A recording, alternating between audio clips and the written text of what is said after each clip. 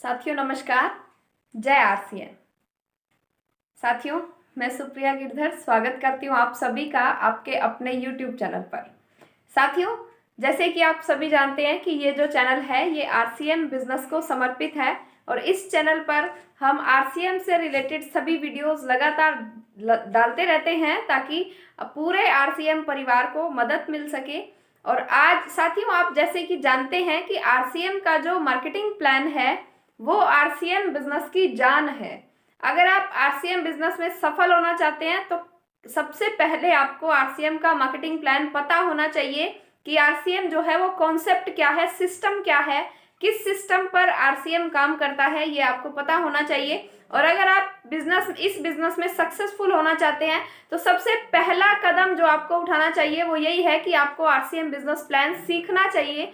हमें बहुत टाइम हो जाता है आरसीएम से जुड़े हुए, आरसीएम को ज्वाइन किए हुए 2-2 साल हो जाते हैं, लेकिन फिर भी आरसीएम का मार्केटिंग प्लान नहीं आता दिखाना, उतना कॉन्फिडेंस नहीं होता और फिर उसके बाद हम कह देते हैं कि हमने भी आरसीएम करके छोड़ दिया।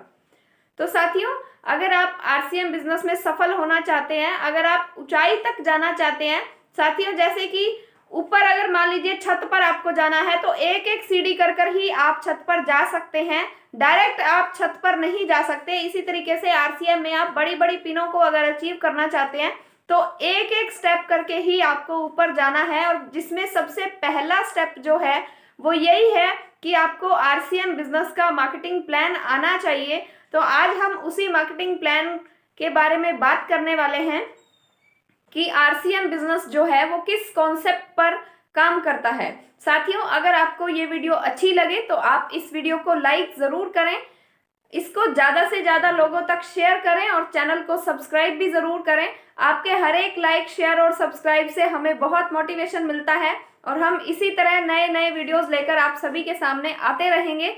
चलिए साथियों आज के इस प्रोग्राम की, आज के इस वीडियो की हम शुरुआत करते हैं। आज हम वैसे तो साथियों आरसीएम का जो मार्केटिंग प्लान है वो काफी बड़ा है, 3-4 स्टेप में, 3-4 भाग में हम उसको बांटते हैं। तो आज इस वीडियो में सबसे पहले हम आरसीएम बिजनेस मार्केटिंग प्लान के पार्ट 1 की बात करने वाले हैं। और मैं आपको ये भी बताऊंगी कि अगर आप मार्केटिंग प्लान सीख रहे हैं तो किन किन बातों का आपको ध्यान रखना चाहिए। सबसे पहली खास बात तो ये है साथियों कि अगर मैं अपने बारे में बताऊं, मैंने जब आरसीएम का मार्केटिंग प्लान सीखा था तो मुझे मेरे अपलाइन ने बताया कि बिल्कुल हूबहू सेम वर्ड आपने चूज करने हैं। जो अपलाइन बता रही हैं, जो आपको प्लान सिखा रहे हैं, आपके जो वर्ड हैं वो सेम होने चाहिए। अक्सर हम क्या गलती कर देते हैं, अपनी तरफ से ही बातें जोड़ना शुरू कर देते हैं। तो साथियों ऐसा हमें नहीं करना है, क्योंकि आप देखिए ये जो मार्केटिंग प्लान जो मैं अभी आपको बताने वाली हूँ ये पिछले लगभग जब से आरसीएम शुरू हुआ है, मतलब पिछले 20 साल से यही चलता आ रहा है। अगर हर व्यक्ति इसमें थोड़ा थोड़ा बदलाव करना शुरू कर दे, अपने हिसाब से कुछ जोड़ना शुरू कर देता, तो आज इस मार्केटिंग प्लान की शक्ल, सूरत, रूप कुछ और ही होता। तो मैंने जो मार्केटिंग प्लान सीखा है, मेरे अपलाइन से सीखा है, बिल्कुल हूबहू वही वर्ड मैंने लिए थे और उन्होंने मुझे बताया कि उन्होंने भी अपनी अपलाइन से सीखा और बिल्कुल हूबहू सेम टू सेम वही वर्ड्स उन्होंने वहां से लिए थे। यानी कि आरसीएम में आपने अगर मार्केटिंग प्लान सीखना है तो आपने अपना दिमाग नहीं लगाना, आपने हूबहू कॉपी और पेस्ट करना है। यानी सिंपल लैंग्वेज में अगर मैं कहूँ तो आपने नकल मारनी है। जितनी अच्छी आप नकल मारना सीख जाएंगे आरसीएम बिजनेस में, आप उतने ही ज्यादा सफल होते चले जाएंगे। तो सबसे पहली खास बात जो है वो यही है कि आपको अपनी तरफ से कुछ नहीं जोड़ना। अभी हम बात करते हैं आरसीएम बिजनेस प्लान के पार्ट 1 के बारे में। RCM business plan part 1। तो साथियों सबसे पहला पार्ट जो है वो होता है इसमें स्ट्रक्चर का, जिसमें हम कस्टमर से लेके कंपनी तक का एक स्ट्रक्चर ड्रॉ करते हैं। तो इसमें भी सबसे पहली और खास बात यह है कि आपको यहां से राइट साइड से शुरू करना है, कस्टमर से शुरू करना है कि हम सभी कस्टमर्स हैं और हम अपनी जरूरत की चीजें, अपनी जरूरत का सामान कहां से लेकर आते हैं? हम लेकर आते हैं रिटेलर से। हम सभी कस्टमर हैं और अपनी जरूरत का सामान हम लेके आते हैं रिटेलर से, और जो रिटेलर है वो इस सामान को घर नहीं बनाता, वो लेकर आता है होलसेलर से।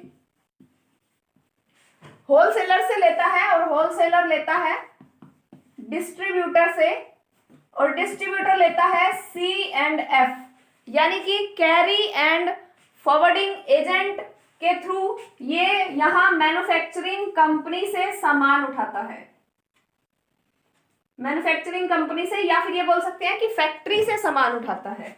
अभी यहाँ पर जो चीज 40 रुपए की बनती है, 10 रुपए कंपनी अपना मुनाफा जोड़ती है, 50 रुपए में ये चीज यहाँ से निकलती है और हम कस्टमर्स तक पहुंचते पहुंचते ये 100 रुपए की हो जाती है। साथियों, इसमें सबसे पहले ध्यान रखने की बात क्या है कि आपको यहां से शुरू करना है, राइट साइड से। हम कस्टमर्स हैं, कस्टमर से शुरू करना है। हम कस्टमर हैं, कहां से सामान लेते हैं? रिटेलर से, होलसेलर से, डिस्ट्रीब्यूटर, C&F और मैन्युफैक्चरिंग कंपनी या फिर फैक्ट्री। फैक्ट्री में जो चीज 40 रुपए की बनती है, 10 रुपए अपना मुनाफा जोड़ लेती है, वो 50 रुपए में वो चीज यहां से बाहर निकलती है और हम कस्टमर्स तक पहुंचते पहुंचते 100 रुपए की हो जाती है। बीच का जो 50% पैसा है वो इन बिचौलियों में बट जाता है। यहाँ पर कंपनी एक बहुत बड़ा खर्च करती है, एडवर्टीजमेंट यानी कि मशहूरी करती है, ताकि हमें और आपको पता लगे कि मार्केट में कोई नया प्रोडक्ट लॉन्च हुआ है। एडवर्टीजमेंट करती है यानी कि मशहूरी करती है। अभी जो ये बीच का 50% पैसा है ये इन बिचौलियों में बट जाता है, यानी कि 10% एडवर्टीजमेंट करने वाला ले गया, 10% C&F, 10% इसका, 10% इसका, 10% इसका, 50 और 50 100, ये 100 रुपया हो गया। अभी साथियों, आज से लगभग 60-70 साल पहले अमेरिका के लोगों ने इस चीज को समझा और उन्होंने बताया कि ये जो बीच के लोग हैं, ये जो बिचौलिए हैं, क्या ये क्वालिटी में कोई सुधार करते हैं? उन्होंने कहा नहीं, ये सुधार नहीं करते, ये दो काम करते हैं, एक तो हमें महंगा सामान देते हैं और एक हमें मिलावटी सामान देते हैं। ये जो बिचौलिए हैं, जो हमारा बीच का पैसा लेकर जा रहे हैं, 50% पैसा जो लेकर जा रहे हैं, यानी कि हमारी जिंदगी की आधी कमाई ये लोग लेकर जा रहे हैं, तो क्या ये लोग क्वालिटी में कोई सुधार करते हैं? नहीं, ये दो काम करते हैं, एक तो हमें महंगा सामान देते हैं और एक हमें मिलावटी सामान देते हैं। तो उन्होंने कहा कि क्यों ना इन लोगों को बीच से हटा दिया जाए। फिर एक सवाल उठा कि अगर इन लोगों को बीच से हटा दिया जाएगा तो इधर कंपनी और इधर कस्टमर, इन लोगों को हटा दिया तो कस्टमर तक सामान कैसे पहुंचेगा? तो कंपनी बोलती है 2 कदम मैं चलकर आ जाऊंगी और अपना एक स्टोर खोल दूंगी और 2 कदम कस्टमर को भी आना पड़ेगा। और उन्होंने इसको नाम दिया PUC यानी कि पिकअप सेंटर। ये जो स्टोर बनाया गया है, पिकअप सेंटर। फिर एक सवाल उठा कि ये जो 50% पैसा था बीच का, जो ये बीच के लोग ले जाते थे, इस पैसे का क्या होगा? तो कंपनी बोलती है यहां से यहां तक का 5% मेरा ट्रांसपोर्ट का खर्चा बढ़ जाएगा, बाकी जो 45% पैसा है कंपनी बोलती है वो मेरे किसी काम का नहीं है, वो हम कस्टमर्स की खून पसीने की कमाई है। एक सिस्टम के द्वारा ये 45% पैसा कंपनी हमें ही वापस बांट देती है। तो साथियों, ये जो है, इस सिस्टम को जो नाम दिया गया, अमेरिका में इसे DSM के नाम से जाना जाता है। DSM यानी कि डायरेक्ट सेलिंग मेथड, और इंडिया में हम इसे RCM के नाम से जानते हैं। RCM यानी कि राइट कॉन्सेप्ट ऑफ मार्केटिंग, यानी कि खरीदारी करने का सही तरीका। साथियों, ये आपने RCM बिजनेस प्लान का पार्ट 1 देखा है। आप देखिए, आप इसका स्क्रीनशॉट भी ले सकते हैं और इसको आपने बार बार प्रैक्टिस करनी है। और इसमें ध्यान रखने योग्य बातें क्या क्या हैं ये मैं अभी आपको बताती हूँ। सबसे पहली बात तो ये है कि जो वर्ड्स यहाँ पर बताए गए हैं ये मेरे अपने नहीं हैं, ये जिनसे मैंने प्लान सीखा था ये उनके हैं, और मैंने भी वहाँ से नकल मारी थी या मैंने भी वहाँ से कॉपी किया था, तो आपने भी इसी तरीके से कॉपी करना है, अपनी तरफ से इसमें कोई भी बात नहीं जोड़नी है। दूसरी ध्यान रखने वाली बात इसमें क्या है, आपने यहां से शुरू करना है, राइट साइड से, कस्टमर से शुरू करना है, retailer, wholesaler, distributor, C&F agent और मैन्युफैक्चरिंग कंपनी। हिंदी में अगर मैं बताऊं, कस्टमर यानी कि ग्राहक, ग्राहक कहां से सामान लेता है, रिटेलर से यानी कि नजदीक की किसी छोटी दुकान से, और वो जो छोटी दुकान वाला है वो कहां से लेता है, वो सामान लेके आता है बड़ी दुकान से, थोक की दुकान से, थोक विक्रेता से। अभी ये थोक वाला कहां से लेता है, एजेंट से लेता है, और ये जो एजेंट है ये डिस्ट्रिक्ट लेवल पे एक ही होता है, ये डिस्ट्रिक्ट लेवल के एजेंट से लेता है, और ये डिस्ट्रिक्ट वाला एजेंट कहां से लेता है, ये स्टेट लेवल के एजेंट से लेता है। C&F, carry and forwarding agent, यानी कि ये दोनों जो हैं ये एजेंट हैं। अगर मैं सिंपल लैंग्वेज में बात करूं, हम सब ग्राहक हैं, ग्राहक लेता है छोटी दुकान से, छोटी दुकान वाला लेता है बड़ी दुकान से, बड़ी दुकान वाला लेते हैं, ये दो एजेंट होते हैं बीच में, इन दो एजेंट से लेता है, और ये एजेंट कहाँ से उठाता है, ये कंपनी से उठाता है, फैक्ट्री से सामान उठाता है। तो इस बात का भी आपको ध्यान रखना है कि हमेशा आपको यहाँ से शुरू करना है और यहाँ पर खत्म करना है। उसके बाद ये बताना है कि जो चीज यहाँ 50 की बनी वो 100 की हो गई, बीच का पैसा बिचौलिए खा गए, 50% पैसा था, ये क्वालिटी में कोई सुधार नहीं करते, ये महंगा भी देते हैं और मिलावटी भी देते हैं, जिसकी वजह से हम कस्टमर्स का डबल नुकसान हो रहा है। तो अमेरिका वालों ने इस सिस्टम को शुरू किया, कब शुरू किया था, सन 1959 में। उन्होंने क्या कहा कि बनाना कंपनी ने है, इस्तेमाल करना कस्टमर ने है, ये लोग क्वालिटी में कोई सुधार नहीं करते, महंगा भी देते हैं और मिलावटी भी देते हैं, इन लोगों को बीच से हटा दो। फिर इनको हटा दिया तो सवाल उठा कि यहाँ कंपनी और यहाँ कस्टमर, कस्टमर तक सामान कैसे पहुंचेगा। कंपनी कहती है 2 कदम मैं चल के आ जाऊंगी और अपना एक स्टोर खोल दूंगी, 2 कदम कस्टमर आ जाएगा।